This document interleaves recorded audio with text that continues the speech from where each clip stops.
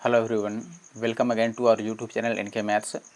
इस वीडियो में दोस्तों मैं एसएससी सीजीएल 2019 मेंस का जो पेपर हुआ था उसमें जितने भी प्रॉफिट एंड लॉस और साथ में डिस्काउंट के क्वेश्चन पूछे गए थे उनको मैं सॉल्व करने वाला हूं। ठीक है, इससे पहले मैं आपको सबसे पहले ये बात बता दूं दोस्तों कि काफ़ी दिनों से मेरे चैनल पे कोई वीडियो नहीं आई और अभी तक आप लोग मेरे साथ बने रहे, फिर भी इसके लिए सभी का धन्यवाद दोस्तों। और वीडियो नहीं आने के कई सारे कारण हैं, मैं कभी फुर्सत में आपको बताऊंगा। फिलहाल बाहर बारिश हो रही है तो तेज़ बारिश के कारण हो सकता है वीडियो में नॉइस आ जाए, तो वीडियो अगर नॉइजी हो जाए तो उसके लिए सॉरी। आप थोड़ा सा बियर कर लीजिएगा और वीडियो को पूरी देखिएगा बिना स्किप किए हुए, क्योंकि सारे टीयर 2 के क्वेश्चन मैंने इस वीडियो में कवर किया है। और एक और बात दोस्तों, आप ये समझ लीजिए कि यहाँ पे जो ये बात लिखी है सीजीएल टीयर 1 का भी क्वेश्चन इसमें लिखा गया है, लेकिन इसके लिए अलग से वीडियो ऑलरेडी मेरी अवेलेबल है, इसीलिए मैंने इस वीडियो में टीयर 1 के क्वेश्चन को नहीं शामिल किया। इस वीडियो में आपको केवल टीयर 2 के क्वेश्चन मिलेंगे और टीयर 1 के लिए आपको अलग से वीडियो देखनी पड़ेगी, और वो वीडियो का जो लिंक है वो आप हमारे कमेंट बॉक्स में जाकर के चेकआउट कर सकते हैं, वहाँ पे मिल जाएगा। ठीक है, या फिर हमारे चैनल के प्लेलिस्ट में भी जा सकते हैं, वहाँ पर भी सीजीएल टीयर 1 का जो सोल्यूशन मैंने 2019 वाला कराया था उसमें प्रॉफिट एंड लॉस मैंने ऑलरेडी करा रखा है, इसीलिए इस वीडियो में केवल टीयर 2 के क्वेश्चन हैं। और वीडियो पूरी देखिएगा, काफ़ी बेहतरीन सोल्यूशन है दोस्तों, एक से एक कैलकुलेटिव सवालों के अच्छे अच्छे आपको सोल्यूशन मिलेंगे जो काफ़ी हद तक आपके समय को बचाएंगे और एरर फ्री सॉल्यूशन मिलेंगे आपको सारे। तो वीडियो को लाइक कर देना अगर पसंद आया तो, और शेयर कर देना, और साथ ही साथ चैनल पे अगर आप नए हों तो चैनल को सब्सक्राइब कर लेना और बेल आइकन को भी प्रेस कर लेना। ठीक है, एक और बात, अगर आप चाहें तो हमारे Telegram group NK maths Nandu Kumar को ज्वाइन कर सकते हैं, जिसका लिंक आपको हमारे डिस्क्रिप्शन बॉक्स में मिलेगा, या फिर आप टेलीग्राम पर भी जाकर डायरेक्ट नेम सर्च कर सकते हैं। चलिए वीडियो को स्टार्ट करते हैं। देखें दोस्त, पहला क्वेश्चन सॉल्व करने से पहले मैं आपको बता देता हूं कि इसकी पीडीएफ ऑलरेडी मैंने टेलीग्राम ग्रुप पे सेंड कर दिया है। आप वहां से जाकर के इसकी पीडीएफ को डाउनलोड कर सकते हैं और प्रैक्टिस कर सकते हैं। और बाईलिंगुअल वीडियो है, पूरी हिंदी और इंग्लिश दोनों में मिलेगी आपको, तो घबराने की ज़रूरत नहीं है। काफ़ी लोगों की शिकायत रहती थी कि कुछ लोग बोलते थे कि इंग्लिश में क्वेश्चन नहीं है, तो यहाँ पर मैंने कोशिश करी है कि इंग्लिश के साथ साथ हिंदी में भी क्वेश्चन अवेलेबल हो। ठीक है, तो देखिए क्वेश्चन क्या है दोस्तों। पहला, ए बी को 20% लाभ पर कोई घड़ी बेच देता है, बी सी को वही घड़ी 30% लाभ पर बेचता है, और सी डी को वही घड़ी 10% की हानि पर बेचता है। यदि बी का लाभ ए की लाभ से 80 रुपये अधिक है तो डी इसे कितना में खरीदता है। पढ़ने में सवाल थोड़ा सा लेंदी लग रहा है, लेकिन उतना लेंदी नहीं है। अगर आप बनाएंगे तो काफ़ी कम समय में बना सकते हैं, और इसमें कोई बड़ी सी ट्रिक लगाने की जरूरत नहीं है, आप बेसिक से भी कर सकते हैं। ठीक है, जितना अब देखो इस क्वेश्चन में क्या है कि आप परसेंटेज कितना जल्दी निकाल सकते हैं, परसेंटेज कैलकुलेशन आपकी कैसी है उस पर बेस्ड है। अगर आप काफ़ी फास्ट परसेंटेज निकालते हैं तो आपके लिए ये क्वेश्चन आसान है। देखिए जैसे मैं लिखता हूँ कि दोस्तों ए ने बी को बेचा है 20% के लाभ पर। अगर मैं यहाँ पे लिख लूँ कि चलो ये ए है, और मैं ये मान के चलूँ दोस्तों कि ए ने 100 रुपये में खरीदी होगी, तो आप बोलेंगे ए ने बी को कितना में बेचा है दोस्तों, आप बोलेंगे 20% के लाभ पर बेचा है, यानी कि बी के लिए हो गया 120 रुपये। ठीक है, बी ने कितने में खरीदी होगी, 120 में खरीदी होगी, क्योंकि ए ने 20% लाभ पर बेचा है। अब बात करते हैं अगर सी की, तो दोस्तों सी का क्या खेल है। देखो बी सी को बेचता है 30% के लाभ पर। अब देखो 120 का अगर आप 30% निकालेंगे तो 12×3=36 आएगा। 120 का 30% कितना होगा दोस्तों, 36 आएगा, यानी कि 36 रुपये लाभ लेकर के अगर बी बेचेगा तो 36 और प्लस हो जाएगा इसमें। और अगर 120 में 36 आप ऐड करते हैं दोस्तों तो कितना यहाँ पर बनेगा, तो आप बोलेंगे दोस्तों 156 बन गया, यानी कि सी के लिए प्राइस कितना हो गया 156। अब बात करते हैं दोस्तों डी की, तो सी ने डी को कितने में बेचा है, तो आप बोलेंगे दोस्तों सी ने डी को 10% लॉस पे बेचा है। 10% लॉस यानी कि देखो अब 156 का 10% क्या हो जाएगा 15.6 15.6। तो 156 में से अगर हम 15.6 को माइनस करेंगे दोस्तों तो कितना बनेगा अपना 140.4 बनेगा, 140.4 बनेगा, यानी कि डी के लिए ये कितने के परी घड़ी दोस्तों 140.4 के। ठीक है, अब आपसे ये कह रहा है दोस्तों कि बी का जो लाभ है वो ए के लाभ से 80 ज़्यादा है। तो आप पहले देखिए कि यहाँ पर बी को कितने रुपए लाभ हुए हैं। तो आप देखेंगे दोस्तों कि बी ने 120 में खरीद के 156 में बेचा है, यानी कि बी को लाभ हुआ है 36 रुपीज़ का। अब अगर मैं पूछूं कि ए को कितना लाभ हुआ है, तो आप बोलेंगे दोस्तों ए, यहाँ से देखिए ए को 20 रुपये का लाभ हुआ है। सवाल के हिसाब से ए से बी को 80 रुपये अधिक लाभ के रूप में मिले हैं। हम यहाँ पर देखते हैं कि देखो बी का लाभ है 36 रुपये, ए का लाभ है 20 रुपये, तो कितना ज़्यादा बी को लाभ हुआ, तो आप बोलेंगे दोस्तों 16 रुपये ज़्यादा बी को लाभ हुआ। लेकिन सवाल में कह रहा है कि नहीं 80 रुपये ज़्यादा हैं, तो 16 की वैल्यू 80 हो गई। और 16 की वैल्यू 80 हो गई तो 1 की वैल्यू कितनी हो गई दोस्तों, 16 पचे 80, 1 की वैल्यू 5 हो गई। और आपसे ये पूछा गया है कि डी कितने में खरीदा है, तो डी का जो खरीदारी है दोस्तों 140.4, तो हम यहाँ पर 140.4 की अगर वैल्यू निकालेंगे तो इतना इंटू 5 हो जाएगा, क्योंकि 1 यूनिट की वैल्यू 5 है तो सारी चीज़ 5 से मल्टीप्लाई हो जाएंगे। ये भी 5 से मल्टीप्लाई होगा तो आपको ये दिख रहा है कि 14 पचे 70, 700 से थोड़ा सा ज़्यादा होगा तो 702 अपना आंसर हो गया। ठीक है, देखो 140 ही होता केवल तो 14 पचे 70 700 बन जाता, लेकिन 140.4 है यानी कि ये 700 से और थोड़ा ज़्यादा होगा, और 700 से ज़्यादा एक ही ऑप्शन है, ऑप्शन सी। आप गुना करेंगे तो ये 5 के 20 यानी कि 2 और मिलेगा तो 700 प्लस 2 702 बन जाएगा। आप किसी तरह से इसको मल्टीप्लाई कर सकते हैं एज यू लाइक। ठीक है, चलिए आगे बढ़ते हैं। और इसको बिल्कुल भी ऐसा मत समझना कि ये कैलकुलेटिव तरीका है। ठीक है, बस परसेंटेज आप जितना जल्दी कैलकुलेट करोगे आपके लिए बेहतर होगा, वरना आप ट्रिक के चक्कर में और फंस सकते हो ऐसे सवालों में। ठीक है, चलिए आगे बढ़ते हैं और अगले सवाल पर आते हैं। और पूरी वीडियो देखना, इससे भी अच्छे सवाल और इससे भी अच्छे तरीके आपको आगे देखने को मिलेंगे। ये सवाल देखो, एक काफ़ी आसान सवाल है और कई बार ऐसे सवाल आते हैं और आए भी हैं। ये खुद टियर 2 का क्वेश्चन है और टियर 1 में भी ऐसे क्वेश्चन आए थे, मैंने कराया है। और CHSL का जो पेपर हुआ था टियर 1 का, उसका भी प्रॉफिट एंड लॉस और डिस्काउंट मैंने कराया है, उसमें भी ऐसे क्वेश्चन आए हैं। तो SSC लगातार ऐसे सवाल पूछती रहती है। हालांकि ये आसान है लेकिन ये सवाल आते रहता है, तो इसीलिए मैंने इसको कवर कर लिया। देखिए सवाल है दोस्तों कि रेमी को कोई वस्तु निश्चित मूल्य पर बेचकर 20% का लाभ होता है। यदि वह 8 रुपये और अधिक में बेचती तो उसे 30% का लाभ हो जाता है। तो 16 वस्तुओं का क्रय मूल्य आपको बताना है कि कितना होगा दोस्तों। तो देखिए, जब भी ऐसा सवाल आए कि एक बार लाभ या हानि दिया हो और ये बोला जाए कि कुछ रुपए और अधिक या कम में अगर बेचा जाए तो लाभ या हानि इतना ज़्यादा या कम होता है। ठीक है, तो आपको क्या करना है, देखो पहली बार तो 20% का लाभ होता, दूसरी बार 30% का लाभ हो जाएगा, यानी कि कितना लाभ ज़्यादा हो जाएगा, तो आप बोलेंगे दोस्तों 10% का लाभ बढ़ जाएगा।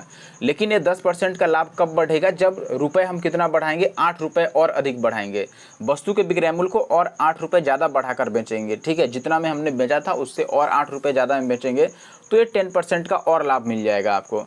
तो कुल मिलाकर बात यह है कि 10% जो है, ये परसेंटेज वाली वैल्यू रुपये में किसके बराबर है, 8 के बराबर है। अब देखो, अगर 10% की वैल्यू दोस्तों 8 है तो क्रय मूल्य हमेशा 100% होता है, CP इज ऑलवेज 100%। ठीक है, तो हम 100% निकालने के लिए एक एक जीरो चिपकाएंगे। तो आप बोलेंगे दोस्तों कि अगर देखो 10% की वैल्यू 8 है दोस्तों, तो 100% की वैल्यू कितनी बन गई, 80 बन गई। और ये CP हो गया, क्रय मूल्य हो गया। लेकिन ये केवल एक वस्तु का क्रय मूल्य है और हमें सवाल के हिसाब से बताना है 16 वस्तुओं का क्रय मूल्य। तो देखो, एक वस्तु अगर 80 रुपये में खरीदी जाती हो तो 16 वस्तु कितने में खरीदी जाएगी, 16 से इसको मल्टीप्लाई कर लो, 16 8 होता है 128 और इस पर एक जीरो और चिपकेगा, यानी कि 1280। Option A is the correct answer. आगे बढ़ता हूँ अब मैं। ये क्वेश्चन देखो, एक सवाल है यहाँ पर दोस्तों कि किसी वस्तु का अंकित मूल्य जो है वो उसके क्रय मूल्य से 40% अधिक है। अंकित मूल्य यानी कि मार्क प्राइस जो है दोस्तों, वो उसके कॉस्ट प्राइस से 40% एबव रखा गया है। अब ये कह रहा है कि जो SP है यानी कि सेलिंग प्राइस है, विक्रय मूल्य है, वो मार्क प्राइस का यानी कि अंकित मूल्य का 73.5% है। ठीक है, अधिक या कम नहीं लिखा है, यानी कि मोर और लेस नहीं लिखा है, ये लिखा है बस कि 73.5% है। तो आपको क्या बताना है, लाभ प्रतिशत बताना है कि प्रॉफिट का परसेंटेज क्या है। तो सिंपल वे में इसको हम कैलकुलेट करते हैं। अगर आप इसमें कुछ खास ट्रिक अप्लाई करेंगे तो हो सकता है लंबा पड़े आपको। ठीक है, इसीलिए मैं इसको आपको ये बता रहा हूँ। देखो, अब मैं बेसिक से बताता हूँ तो इसका मतलब ये नहीं है कि उसका कोई ट्रिक नहीं है, ट्रिक तो है, लेकिन जब ट्रिक बेसिक से लंबा पड़ता है तब मैं कोशिश करता हूँ आपको कि मैं बेसिक से ही बताऊँ। ठीक है, क्योंकि बेसिक हमेशा याद भी रहता है और उसको करना इजी होता है जब वह ट्रिक से इजी वे में अप्लाई हो जाए। ठीक है, अब जैसे मैं कोई ट्रिक लगा दूं और ट्रिक ज़्यादा लेंदी हो जाए तो क्या फ़ायदा उसका। मेरा मेन मोटो क्या है दोस्तों कि आपको आसान तरीके बताना, जो आपके लिए आसान हो, जो एग्ज़ाम हॉल के अंदर आपका साथ दे सके। ऐसा नहीं कि कोई बड़ा सा ट्रिक बता दिया और एग्ज़ाम हॉल के अंदर जाके भूल जाओ या फिर लेंदी लगने लगे। तो इसीलिए ट्रिक वहीं पर अप्लाई करना है दोस्तों जहाँ पर उसकी ज़रूरत है, और जहाँ बेसिक ज़्यादा इजी है वहाँ पर बेसिक से ही आपको क्वेश्चन सॉल्व करना है। अब देखिए यहाँ पे क्या कह रहा है कि अंकित मूल्य जो है वो क्रय मूल्य से 40% अधिक है। तो हमने ये मान लिया कि लेट से CP कितना हो, अगर 100 हो तो आप बोलेंगे दोस्तों MP कितना होगा, 40% एबव होगा, यानी कि 140 हो गया। अकॉर्डिंग टू क्वेश्चन यहाँ पे ये कह रहा है कि जो SP होगा वो मार्क प्राइस का 73:1/2% होगा। तो हमने ये कहा कि चलो दोस्तों फिर SP निकाल लेते हैं, ये मार्क प्राइस का यानी कि ये 140 का। अब MP लिखने का चलो फिर भी कोई बात नहीं, लिख दिया। तो 140 का कितना परसेंट होगा दोस्तों, 73.5% होगा। 73.5 का मतलब कितना होता है, 73 दूना 146 और 147%। तो ये 147/2 हो गया और परसेंटेज हटाने के लिए मैंने 2 जीरो भी लगा दिया। अब देखो ये 20 से कट जाएगा ये पूरा दोस्तों 7 टाइम्स। अब 7 से इसको मैं गुना कर देता हूँ दोस्तों, तो 7 सत्ते 49 का 9, 14 सत्ते 98 और 4 102 बनता है। और ये एक नीचे जीरो था इसीलिए पॉइंट यहाँ पर आ जाएगा। अब देखो सवाल में दोस्तों यहाँ पर आपको ये दिया था कि क्रैमुल कितना है, 100 है, और हमारे पास बिक्रैमुल कितना आ गया, 102.9 आ गया। तो यहाँ से आप लाभ डायरेक्ट देख सकते हैं। देखो क्रैमुल 100 मानने का क्या फ़ायदा होगा कि अब हमें लाभ प्रतिशत अलग से निकालने की ज़रूरत नहीं है, क्योंकि अगर सीपी 100 है तो जो यहाँ पर परसेंटेज बनेगा प्रॉफिट का, सॉरी जितना प्रॉफिट रुपए में आएगा परसेंटेज में भी वही आएगा, इसीलिए मैंने 100 माना था सीपी को। अब देखो अगर आप सीपी से देखते हो 100 से कितना ज़्यादा है, 2.9 ज़्यादा है, यानी कि 2.9% का क्या हुआ है, प्रॉफिट हुआ है। Option A is the correct answer. आगे बढ़ता हूँ अब मैं। देखें दोस्त अगले सवाल में क्या दिया गया है आपको। यहाँ पर बोला गया दोस्तों आपसे कि अमित ने अंकित मूल्य पर 12% छूट देने के बाद किसी वस्तु को 369.60 रुपये में बेचा है, और यदि उसने कोई भी डिस्काउंट नहीं दिया होता, ठीक है, अगर कोई भी डिस्काउंट नहीं दिया जाता, कोई भी छूट नहीं दिया जाता, तो उसे 20% का लाभ होता। तो आपको बताना है दोस्तों कि क्रैमुल क्या है। आसान सवाल है, बिल्कुल भी मुश्किल नहीं है। आप बोलेंगे अगर 12% का डिस्काउंट दे दिया गया तो लिया कितना गया दोस्तों, 88%। ठीक है, 88% किसका लिया गया, मार्क प्राइस का। ये ध्यान रखिएगा, अंकित मूल्य का 12% छूट दिया गया है, तो ये 88% की वैल्यू कितनी है दोस्तों, अंकित मूल्य मान लो अगर 100 होता तो 12% का हम डिस्काउंट दे देते। 100 में से 12 रुपये आपने डिस्काउंट के रूप में ऑफर कर दिया, तो अब 88 रुपये आपको मिलेंगे किसका, 88% किसका, मार्क प्राइस का, ठीक है, एमपी का।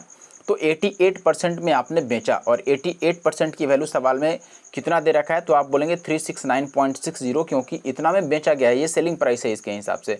और हमने मार्क प्राइस से निकाला। देखो अगर मार्क प्राइस मैंने बोला, अगर मैं लिख के आपको बताऊं, लिखने की ज़रूरत है नहीं, आप बस माइंड में ये बात समझो कि अगर 100 रुपये का मार्क प्राइस है दोस्तों और 12% का डिस्काउंट दे दिया गया, तो सेलिंग प्राइस कितना बना, 88%। सवाल में ये कह रहा है कि सेलिंग प्राइस इतना है, तो हमने 88% को इक्वेट कर देना है किससे, 369 और पॉइंट का 6 से। अब बस इसको आप काट पीट कीजिए। देखो पहले हम 11 से ही काट के चेक करते हैं, तो ये 8 बारी में कट जाएगा 11 से, और इसको 11 से काटेंगे, 11 तियाँ 33, और फिर से 11 तियाँ 33 और 11 छक 66, इतना कटेगा। और ये 8 से भी काट लेते हैं, 8 चौके 32 और 8 दूना 16, एक पॉइंट यहाँ पे आएगा क्योंकि एक पॉइंट सवाल में था। एक यूनिट की वैल्यू इतनी हो गई दोस्तों। तो अगर मैं 100 यूनिट की बात करूँ तो 100 यूनिट की वैल्यू कितनी आ जाएगी, तो आप बोलेंगे 420। एक यूनिट की वैल्यू 4.2 है, तो 100 यूनिट की वैल्यू 420 आ गई। और ये जो 100 यूनिट आया है ये क्या है दोस्तों, मार्क प्राइस है, एमपी है। क्यों मार्क प्राइस है, क्योंकि हमने मार्क प्राइस पर ही 12% का डिस्काउंट दिया था। अब सवाल में कह रहा है कि अगर कोई भी डिस्काउंट नहीं दिया जाता, अब कोई भी डिस्काउंट नहीं देने का मतलब कि जितना दाम लिखा है वस्तु का उसी दाम में आप बेचेंगे, यानी कि मार्क प्राइस अगर 420 रुपये है तो और आप कोई भी डिस्काउंट नहीं देना चाहते हैं, तो इसका सीधा मतलब है कि आप 420 रुपये अगर लिखा है उस सामान पे, तो 420 रुपये में ही बेचेंगे, आप कोई सा भी छूट नहीं देंगे। ठीक है, तो जब आप 420 में ही बेचेंगे तो सवाल में कह रहा है कि 20% का लाभ हुआ है, तो क्रैमुल बता दो बस। तो हम ये कहेंगे दोस्तों कि 420 और क्रैमुल निकालना है तो हम उल्टा लिख लेते हैं, 100 ऊपर और 20% का लाभ है तो 120 नीचे। बस इसको काट लीजिए। देखो आंसर 7 से कटेगा, ये बात तो फिक्स है, और इसीलिए 350 आंसर हो जाएगा इसका। 7 से क्यों कटेगा, क्योंकि देखो इस 42 में 7 है और कहीं 7 है ही नहीं कि कटे, नीचे भी 7 होता तब तो 7 कट जाता। इसका मतलब आंसर 7 का मल्टीपल आएगा। बाकी आप कटा लीजिए, इतना मुश्किल सवाल नहीं है ये।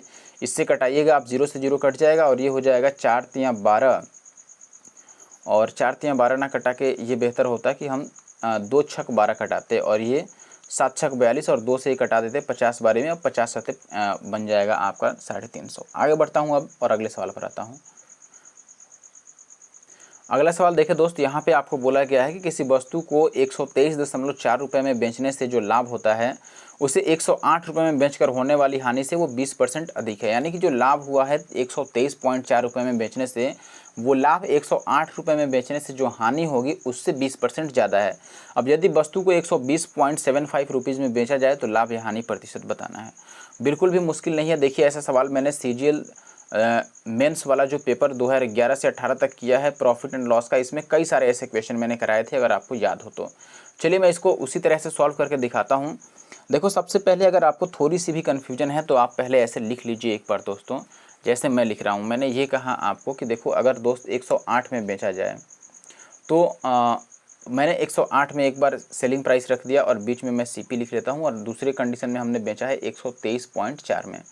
ठीक है, अब फर्स्ट केस में यहाँ पर कह रहा है कि 108 में जितनी हानि होगी उससे 20% ज़्यादा लाभ हो जाएगा।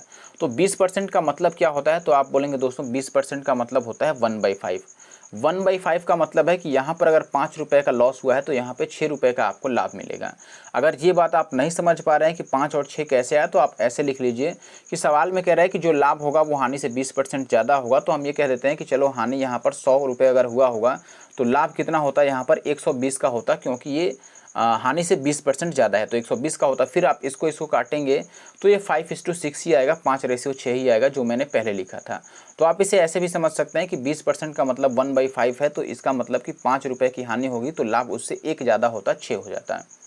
अब यहाँ से मैं गैपिंग देखूंगा तो देखो यहाँ से यहाँ तक आने में कितना गैप हुआ, तो आप बोलेंगे दोस्तों 5 और 6 11 का गैप हो गया, लेकिन वैल्यूज़ में कितने गैप हो गए, यहाँ पे 108 था और यहाँ पर 123 हो गया, तो कितना बढ़ गया दोस्तों, तो आप बोलेंगे कि 15 बढ़ गया और 0.4 और, तो 15.4 बढ़ गया। ठीक है, एक मिनट, ये 15.4, तो 11 यूनिट की वैल्यू तो 15.4 आ गई। यहाँ से मैं 1 यूनिट की वैल्यू निकाल लेता हूँ, कितना आएगा, तो आप बोलेंगे 11 एक बार में 11 चौक 44, 1 यूनिट की वैल्यू आ गई 1.4। और आप यहाँ से अब कोई सा भी वैल्यू निकाल सकते हैं, आप चाहें तो या तो 5 यूनिट का वैल्यू निकाल लें या फिर 6 यूनिट का वैल्यू निकाल लें। मैं 5 यूनिट का वैल्यू निकालता हूँ, अगर 1 है 14 के बराबर तो 5 होगा 70 के बराबर, लेकिन इसमें पॉइंट है तो ये केवल 7 आएगा बस। ठीक है, अब यहाँ पर अगर ये दोस्तों 7 आ गया तो मैं ये कहूँगा कि अब क्रैमुल मैं निकालूंगा कि सीपी कितना होगा, तो आप बोलेंगे दोस्तों 108 में 5 यूनिट की वैल्यू अगर आप जोड़ेंगे तो क्रैमुल पर पहुँचेंगे, और 5 यूनिट की वैल्यू हमने निकाल लिया है 7 रुपये में। ठीक है, 7 रुपये 5 यूनिट की वैल्यू है, ये याद रखिए। तो 108 रुपये में अगर मैं ये 5 यूनिट के बदले 7 रुपये जोड़ूँ तो सीपी अपना कितना आ जाएगा दोस्तों, 108 और 7 115 रुपये का क्रैमुल आ गया। और सवाल में ये कह रहा है कि अगर 120.75 में बेचा जाए तब लाभ या हानि क्या होगा, तो लाभ ही होगा, सीधी सी बात है दोस्तों। 115 में खरीद के अगर 120.75 में खरीदा जाए तो हम ये कहेंगे दोस्तों कि लाभ होगा 5.75 का। और कितने रुपए पर, नीचे क्रैमुल लिखते हैं तो 115 और इंटू का 100, ये कैलकुलेट करना है अब आपको कुल मिलाकर। तो देखो 7 5 12 और 5 17 बन जा रहा है, तो कुछ बात ही नहीं बना, फिर हम इसको कटा लेते हैं। ठीक है, ये कितना आएगा देखते हैं। पहले तो इस पॉइंट से इस 100 को हटा देते हैं। अब यहाँ पर देखो दोस्तों लाभ ही होने वाला है, सीधी सी बात है। ये कट जाएगा क्या, 115 50, ये 5 बार में कट ही जा रहा है पूरा, तो 5 आ गया दोस्तों, 5% का लाभ हो गया, 5% का गेन, यानी कि ऑप्शन बी जो है ये सही उत्तर है। ठीक है, आसान सवाल था, मुश्किल नहीं था। आगे बढ़ते हैं, अगला सवाल देखें दोस्त। यहाँ पे क्या बोला गया है आपको, यहाँ पर बोला गया है भाई मेरे कि रेशमा 1734 रुपये में 2 वस्तुएं ए और बी खरीदती है, और वह वस्तु ए को 16% के लॉस पर बेचती है और बी को 20% के लाभ पर। और ऐसे में दोनों वस्तुओं का विक्रय मूल्य जो है, सेलिंग प्राइस, वो सेम बन जाता है, समान बन जाता है। तो ए को यदि 1147.50 रुपये में बेचा जाए तो ए पर कितना लाभ होगा, ये बताना है आपको। चलिए कोई बात नहीं, कैलकुलेट करते हैं। पहले तो इसके लिए ए का क्रैमुल निकालना पड़ेगा हमें, तभी तो पता चलेगा कितना लाभ हुआ कितना नहीं हुआ।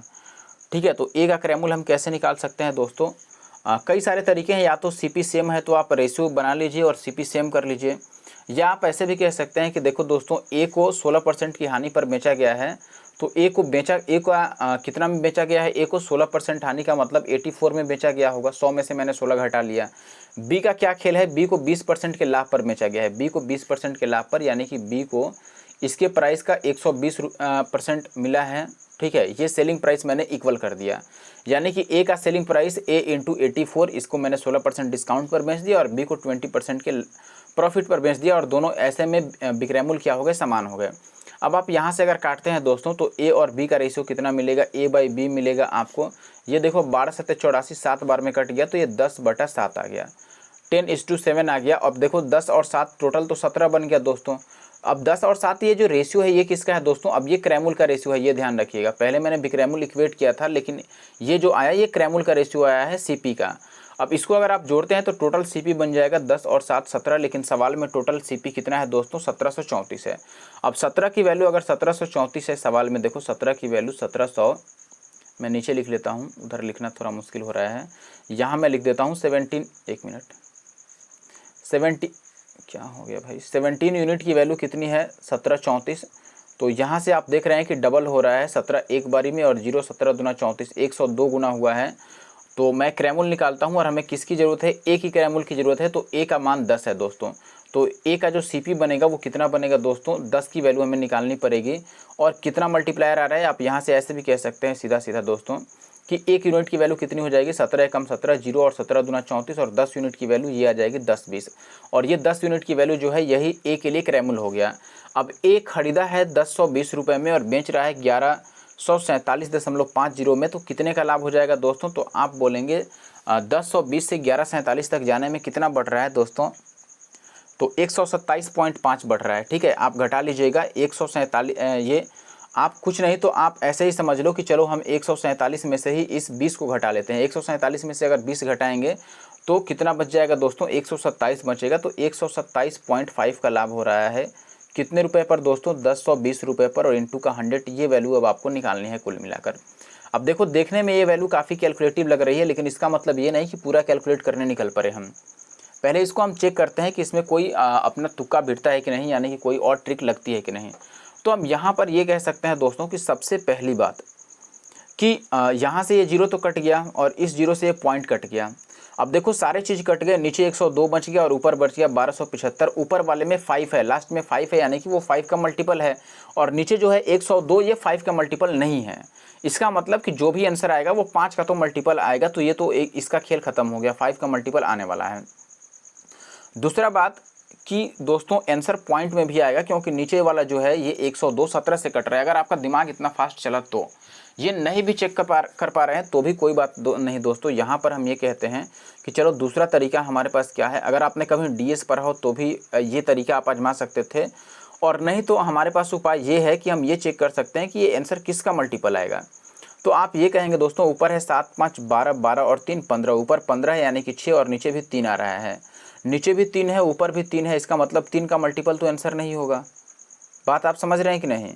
आंसर पॉइंट में भी आएगा, 5 से भी कटेगा और 3 का मल्टीपल भी नहीं होगा।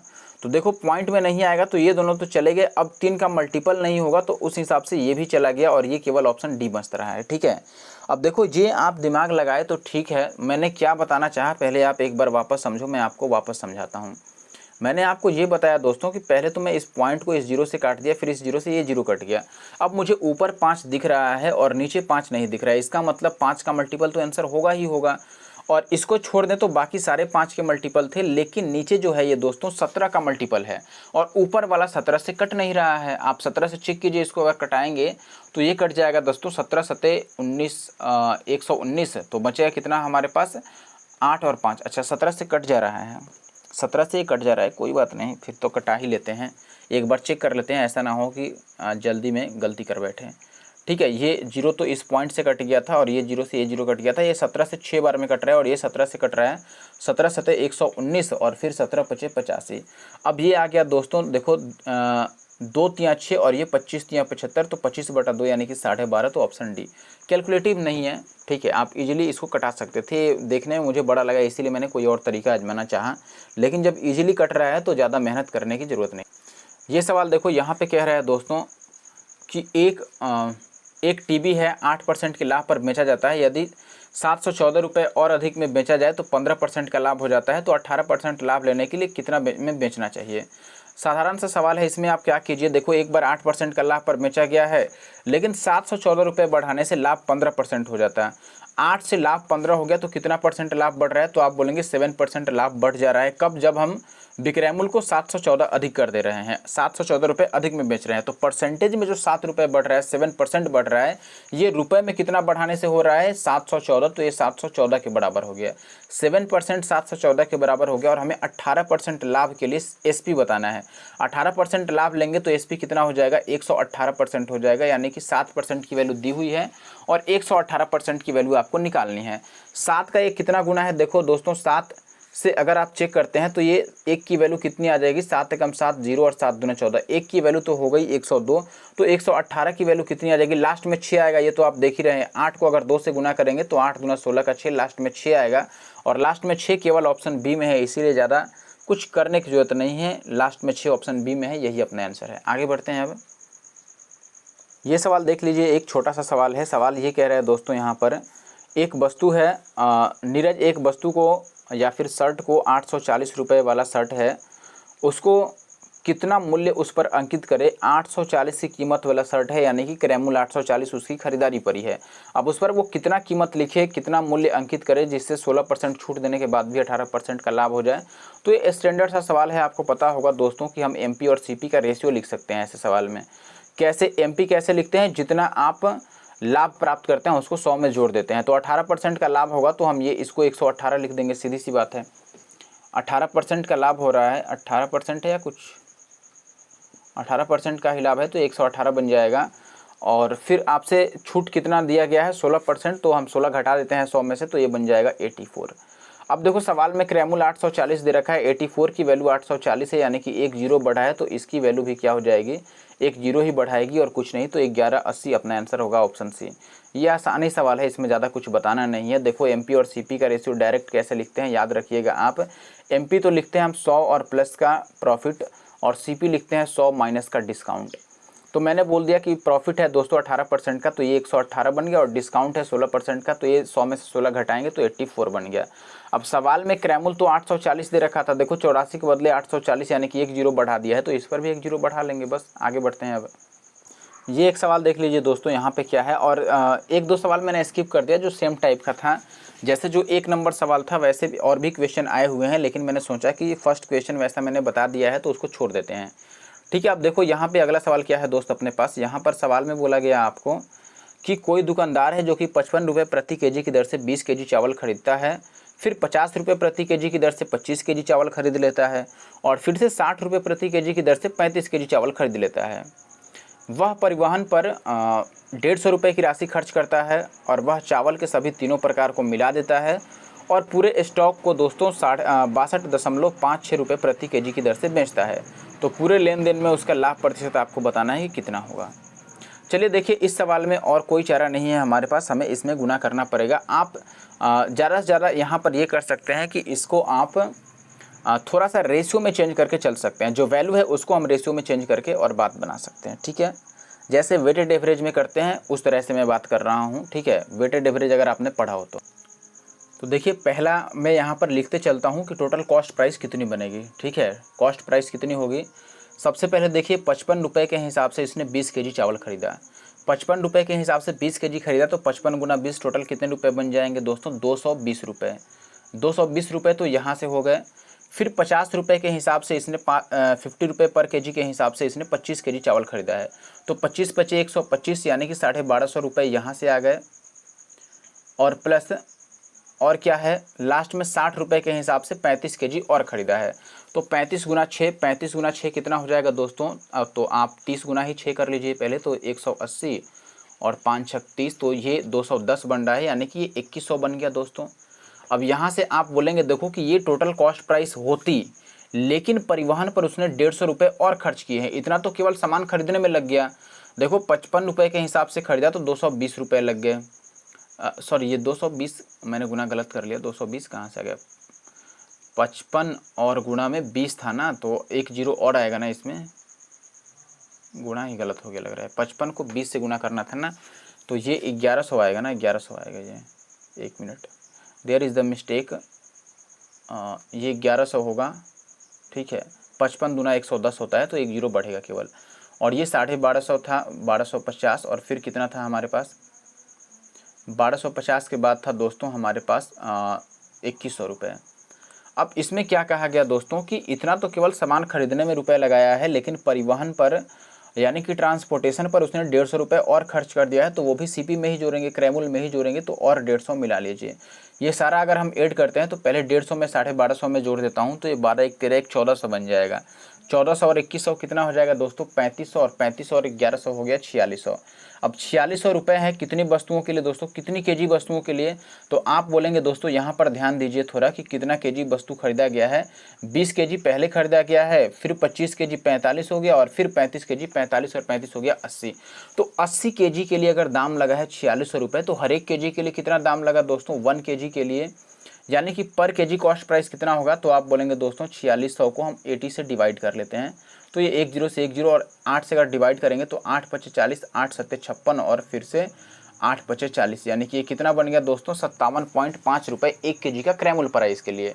1 केजी का क्रैमुल अगर 57.5 है और बेचता कितने में है देखो, वो पूरे स्टॉक को बेचता है 62.56 रुपये प्रति केजी की दर से। हर एक केजी को पर 62.56 रुपये लेता है, लेकिन खरीदारी में उसे हर एक केजी पर है 57.5 का ही।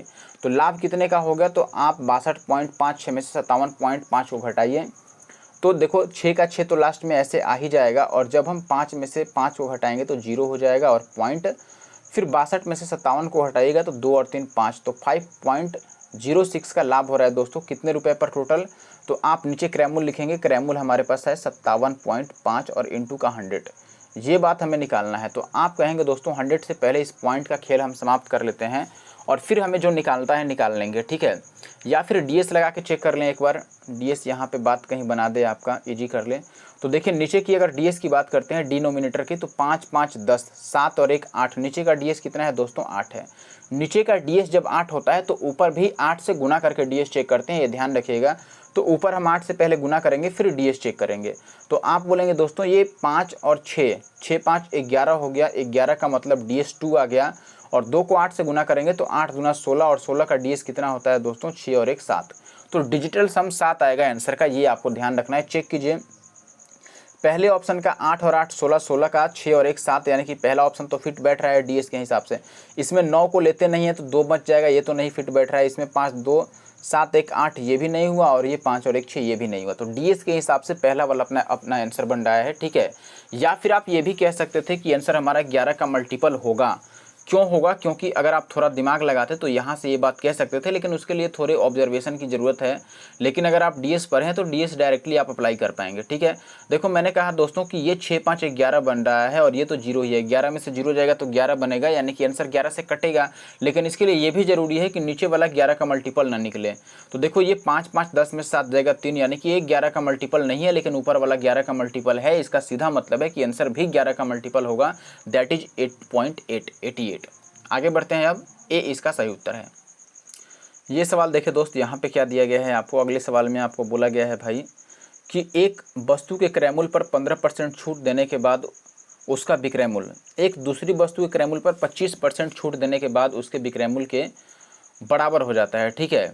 और यदि दोनों वस्तुओं के क्रय मूल्य का योग 640 है तो उनकी विक्रय मूल्य बताइए, प्रत्येक वस्तु की विक्रय मूल्य कितनी है। आसान सवाल है, ऐसा सवाल एक मैंने करा रखा है ऑलरेडी, फिर भी मैं बता देता हूँ आपको। देखो पहले पर 15% का डिस्काउंट दिया गया है, दूसरे पर 25% का डिस्काउंट, और इसके बाद दोनों की जो वैल्यू है वो सेम हो जाती है। तो मैं ये लिख देता हूँ कि अगर पहली वस्तु लेट से ए है तो आप ये कहेंगे दोस्तों ए का 15% डिस्काउंट दे देंगे तो वो 85 बचेगा उसके लिए।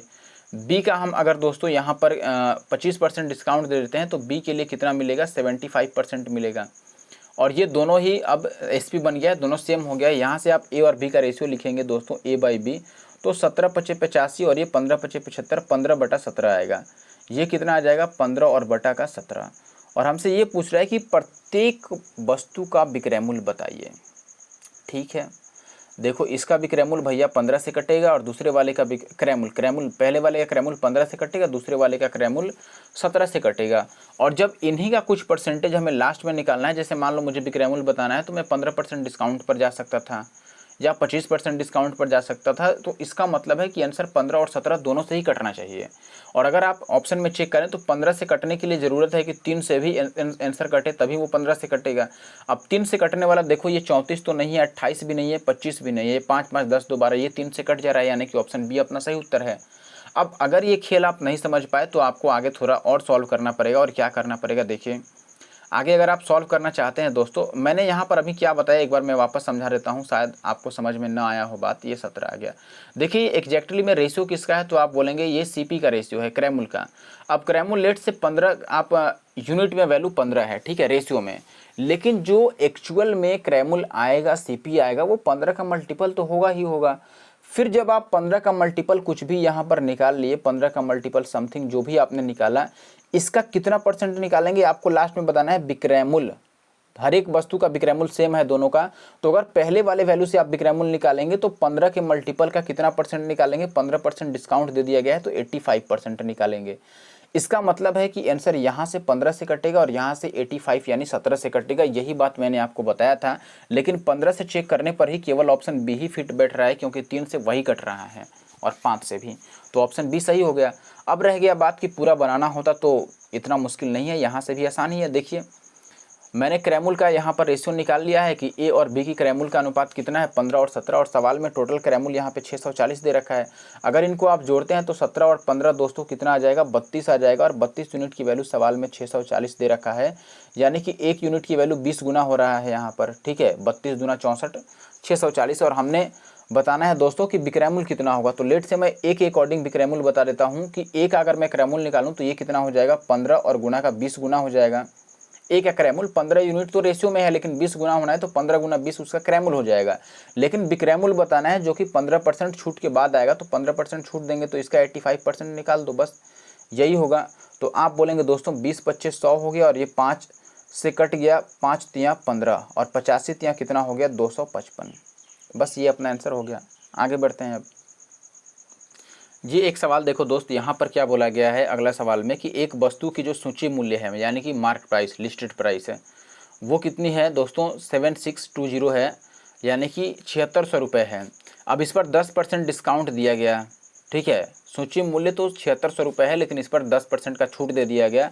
अब ये कह रहा है कि कितना छूट और दिया जाए, यानी कि कितना और एडिशनल डिस्काउंट दिया जाए जिससे इसका जो नेट सेलिंग प्राइस बने, शुद्ध विक्रय बने, वो 5814 रुपये बन जाए। सीधी सी बात है, हम यहाँ पर ये कहेंगे दोस्तों कि देखो पहले तो 7600 रुपये था, ध्यान से बात समझिए, 7600 रुपये था। पहले केस में हमने 10% का डिस्काउंट दे दिया, तो 7600 का 10% बस एक जीरो कटेगा, यानी कि 760 रुपये होगा। तो इसमें से 760 आपने घटा लिया, तो पहली बारी में तो ये कितना में बेचता, अगर केवल 10% डिस्काउंट दिया जाता तो 760 घटाइए तो 10 जीरो में से जीरो जाएगा जीरो, 10 में से 6 जाएगा तो 4, और ये 76 बच गया हमारे पास 75 के रूप में। तो 75 में से 7 जाएगा तो 5 2 और जाएगा, 68 जीरो 40 आ गया, ये 68 हुआ। अब इसमें से मेरा कहना क्या है दोस्तों कि अगर 10% ही डिस्काउंट दे तो इतना में बेचना पड़ता 6840 रुपये में, लेकिन यहाँ पर कुछ और डिस्काउंट दे करके, और ये कितना में बेच रहा है, कुछ और डिस्काउंट दिया और ये बेच रहा है 5814 रुपये में। तो यहाँ पर बताना है कितना का डिस्काउंट हो गया। तो देखिए कितना डिस्काउंट हुआ, पहले रुपये में आप कैलकुलेट कर लीजिए। तो आप देखो 10 में से 4, इसमें से 6840 में से 5814 घटा लो कि कितना का डिस्काउंट बन रहा है। तो 10 में से 4 जाएगा दोस्तों तो 6 आएगा, फिर 4 में से नहीं 3 में से 1 जाएगा तो 2 आएगा, और यहाँ पे 10 आएगा। 1026 रुपये का और डिस्काउंट मिल रहा है, और कितने रुपए पर मिल रहा है, 6840 रुपये पर, और गुना का 100। ये वैल्यू अब हमें कैलकुलेट करनी है कुल मिलाकर, और ये भी उतनी बड़ी नहीं है। देखो 1 जीरो से 1 जीरो तो साफ हो गया। अब डेफिनेटली आंसर 5 से तो कटेगा ही कटेगा, बात समझ रहे हैं आप, 5 से आंसर कटेगा ही, क्योंकि इस 10 में 5 है, लेकिन इधर कहीं भी 5 नहीं दिखाई दे रहा है, ताकि ये कट जाए। नीचे 5 रहता तभी तो कटता, उस 10 में 5 है, यानी कि आंसर 5 का मल्टीपल आएगा, और ये 2 इकलौते ऑप्शन है हमारे पास 5 के मल्टीपल। अब हमें ये चेक करना है कि क्या लास्ट में जीरो आ सकता है या नहीं आ सकता है। तो अब ये देखो ये जीरो कट जाएगा कि नहीं कट जाएगा, आप बोलेंगे बिल्कुल कट जाएगा, क्योंकि नीचे इवन नंबर है, उससे ये जीरो कट जाएगा। आप 2 से भी काटते हैं तो ये कट जाएगा दोस्तों, 34 दूना 68, और 2 दूना 4, और ये 5 दूना 10। देखो अभी कट गया है, नहीं, लेकिन ये 5 36, अभी जीरो तो बन ही सकता है। चलो तो इसको काट ही लेते हैं, फिर इतना मेहनत करने की क्या ज़रूरत है, ये इजीली कट जाएगा, इसमें कोई बड़ी बात नहीं है, ठीक है। हम 4 से पहले काटना शुरू करते हैं। 4 से काट लीजिए, किसी भी चीज़ से हम काट लेते हैं, उसके बाद पता चलेगा। तो अगर मैं इसको 8 4 12 और 6 18 और 6 2 8 और 1 9, 9 से काट लेते हैं, ऊपर और नीचे 9 का मल्टीपल है, ये 9 से काटेंगे, 9 एक बारी में जाएगा, और फिर 9 एक बार में, और 9 चौके 36, 114 बन गया, और 9 से इसको काटते दोस्तों तो ये 9 7 63, और बचता हमारे पास कितना दोस्तों, 9 6 54। इससे ये 2 बारी में, कितनी बारी में कटेगा, चलो 19 चौक 76, और ये 19 छक 114, और 4 से कट जाएगा, 1 जीरो तो हमने ऑलरेडी ही काट रखा है, तो ये 60 बन गया ना, 6 और 0 60 बन गया, तो 15 चौके 60, 15 आएगा, ये ऑप्शन डी सही उत्तर है, ठीक है 15। आगे बढ़ते हैं। अब अगला सवाल देखें भाई, यहाँ पे बोला गया है आपको, अच्छा सवाल है कि अनिल ने पूरे 10,000 रुपये में 2 वस्तुएं खरीदा है, ए और बी। ए को 15% के लाभ पर बेच दिया और बी को 10% की हानि पर बेच दिया, और पूरे सौदे में कोई लाभ या हानि नहीं हुई, तो ए का विक्रय मूल्य क्या होगा। तो पहले तो मैं ये चेक कर लेता हूँ कि क्या ये बिना बनाए बन सकता है। तो हमें कुल मिलाकर बात बताना है दोस्तों कि ए का विक्रय मूल्य बताइए। ए का विक्रय मूल्य कितना होगा दोस्तों, तो आप बोलेंगे दोस्तों ए ने 15% लाभ पर बेचा है, यानी कि ए का सीपी जो भी होगा उसका 115% हमें निकालना है। बात समझ रहे हैं कि नहीं। हमें क्या बताना है कि ए के लिए कितना विक्रय मूल्य बनेगा। ए जितना में खरीदा होगा उसका 15% लाभ लेकर बेच रहा है, तो 115/100 में बेचेगा। ये वैल्यू हमें कैलकुलेट करनी है। और अगर 115 की खासियत आपको पता है तो 115 है दोस्तों 23 गुना में 5, और 23 आपको पता है कि प्राइम नंबर है, जल्दी किसी से कटता नहीं है, तो हम ये बात कह सकते हैं कि आंसर जो आएगा दोस्तों वो 23 का मल्टीपल आएगा। और 23 का मल्टीपल कौन सा है ऑप्शन में, तो आप बोलेंगे दोस्तों 46 है 23 का मल्टीपल, यानी कि ऑप्शन सी सही उत्तर है। ठीक है, 4600 ये अपना सही उत्तर है। अगर समय आपके पास काफ़ी कम है तो आप ऐसे कर सकते हैं। बाकी तो ये 42 है, 45 और 54, ये 23 से कट नहीं रहा है। अब रह गया कि सॉल्व कैसे करेंगे, तो ईजिली हम यहाँ पे एलिगेशन अप्लाई कर सकते हैं। ए 15% लाभ पर बेचा गया है तो ये हो गया 15, बी को बेचा गया 10% की हानि पर तो माइनस का 10, और फाइनल कुछ नहीं मिला है तो फाइनल हम 0 रख लेते हैं। और इसे आप क्रॉस घटाइएगा तो ये कितना बनेगा, 15 का 15 और ये 10 का 10, तो ये कटा करके देखो दोस्तों, ये 2 पचे 10 और ये 3 पचे 15, तो 3 और 2 टोटल 5 बन गया क्रैमुल। सीपी का रेशियो आया है तो टोटल क्रैमुल तो 5 हो गया दोस्तों। और यहाँ से आप कह सकते हैं दोस्तों कि टोटल क्रैमुल 5 है। और हमें ए के लिए बताना है कि ए का भी क्रैमुल क्या है, तो ए के लिए यहाँ पर देखिए दोस्तों रेशियो कितना है क्रैमुल का, 2, और टोटल क्रैमुल यहाँ पर 5 है, लेकिन सवाल में टोटल क्रैमुल 10,000 है। 5 की वैल्यू दोस्तों अगर 10,000 है तो 2 यूनिट की वैल्यू कितनी होगी, तो आप बोलेंगे दोस्तों 2 यूनिट की वैल्यू, ये 5 दूना डबल हो रहा है, 5 दूना 10,000 हो गया है, तो 2 की वैल्यू 2 दूना 4,000 हो जाएगा। यानी कि 4,000 तो क्रैमुल है केवल किसकी, पहली वाली वस्तु की। लेकिन उसका बिक्रैमुल बताना है तो बिक्रैमुल 15% लाभ है उसका, तो इसका 15% लाभ के लिए हमें 115/100 से इसको गुना करना पड़ेगा। मैंने पहले ही बोला था, तो आप अब ये बात कर रहे हैं। ये 2 0 से 2 0 कट जाएगा। देखो ये 15 चौके 60, यानी कि लास्ट में 6 और डबल 0 आएगा। लास्ट में 6 डबल 0 केवल ऑप्शन सी में ही है। खेल खत्म, आगे बढ़ते हैं। एक ये सवाल देखिए मुश्किल नहीं है। 38 गेंदों को 2240 रुपये में बेचने से 6 गेंदों के क्रैमुल के बराबर हानि होती है, तो एक गेंद का क्रैमुल कितना है। काफ़ी आसान सवाल है। देखिए पहले 38 गेंदों को 2240 में आपने बेचा, फिर 6 गेंदों के क्रैमुल के बराबर हानि ही हो गई। देखो 38 में से 6 गेंदों के क्रैमुल के बराबर तो हानि ही हो गई, यानी कि आपको मिला कितने गेंदों के क्रैमुल के बराबर लाभ, आपने कितने गेंदों के क्रैमुल के बराबर ये सामान बेचा है। ध्यान से जरा बात समझिए, मैं क्या कह रहा हूँ। मैं ये बोल रहा हूँ कि 38 गेंदों को हमने बेचा 2240 रुपये में, और ऐसे में 6 गेंदों के क्रैमुल के बराबर हानि हो गई। ठीक है, यानी कि आपको आपने ये जो रुपए बेचे हैं, ये कितने गेंदों के क्रैमुल के बराबर बेचा है आपने, तो आप बोलेंगे 38 में से 6 जाएगा तो ये 32 गेंदों के क्रैमुल के बराबर ये आया है रुपए आपका 2240 रुपये। ठीक है, 32 गेंदों के क्रैमुल के बराबर अगर 2240 है तो दोस्तों क्रैमुल कितना हो जाएगा, 32 से आप डिवाइड करेंगे तो 32 से एक भी बारी में नहीं जा रहा है, तो 9 तियाँ 27, 9 बारी में भी नहीं जाएगा, 7 तियाँ 21, 7 बार में लगभग चला जाएगा। 7 दूना 14 का 4, 7 तियाँ 21 और 1 22। देखो ये कट जा रहा है 7 टाइम्स में, तो 70 यानी कि 70 आंसर हो जाएगा। अब रह गया बात कि मैंने जो बताया अगर आपने नहीं समझा तो इसके लिए उपाय मेरे पास ये है कि यहाँ पर हानि दे रखा है तो आप हानि का ही फॉर्मूला लगा लो। देखो हानि कैसे निकालते हैं दोस्तों, लॉस कैसे निकालते हैं, तो आप बोलेंगे हानि बराबर हम ये कह सकते हैं कि उस समय क्रैमुल कम हो जाता है और बिक्रैमुल ज़्यादा हो जाता है, तो क्रैमुल माइनस का बिक्रैमुल होता है। यही होता है CP माइनस SP। मैं लिख लेता हूँ अपने टर्म में, हानि जो होता है दैट इज CP और माइनस का SP। अब आप बोलेंगे हानि कितने के बराबर होता है, 6 गेंदों के क्रैमुल के बराबर, तो हानि के बदले में मैंने 6 का CP लिख दिया। CP यानी क्रैमुल, 6 गेंदों के क्रैमुल के बराबर हानि हुआ है। और बेचा कितना क्या है दोस्तों, टोटल 38 गेंदें खरीदी गई थी और 38 गेंदें ही बेची गई है, तो मैं यहाँ पर 38 का CP लिख लेता हूँ और माइनस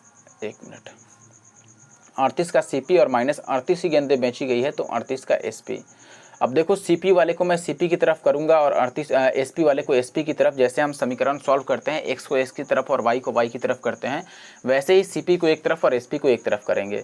तो 38 को अगर मैं इधर ला दूं तो दोस्तों कहूँगा कि 38 का जो SP है ये एक्चुअली में 6 उधर जाएगा, तो 38 में से 6 घटेगा तो 32 का CP के बराबर है।